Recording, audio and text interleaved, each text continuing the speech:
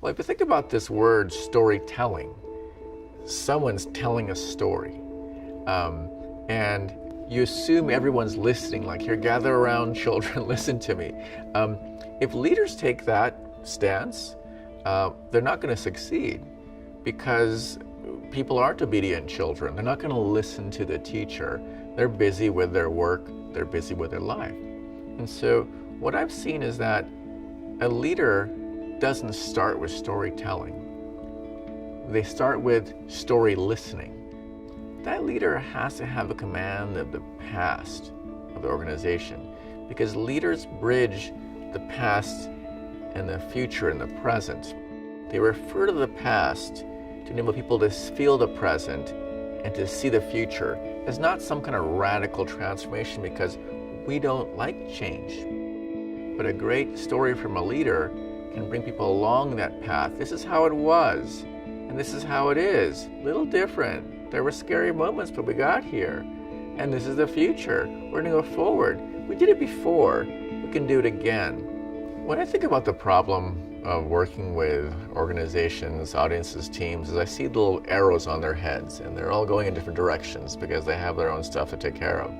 A leader is trying to move everyone's arrow in generally the same direction. And the way to do that is they talk about what North Pole is, North Star is. What is a story that gets everyone's arrow to point in the same direction? You know, when you hear the word design, you'll hear the word empathy used, like within a few words of its radius. It's about how it makes you feel, not how it makes me, the designer, feel. How do you feel matters more. I will only know how you feel if I've listened to you. Design tends to mean that you're not taking the linear path. We all love the linear path. It makes sense. It's the lowest path of risk. But when designers are freed to accept risks, do some things, experiment out of their comfort zone, they expand their imagination and they find a way back to the problem.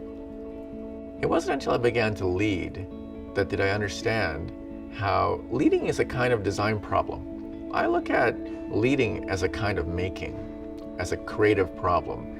How to be a creative leader, I think, is the most interesting problem today for any person who's in the creative fields.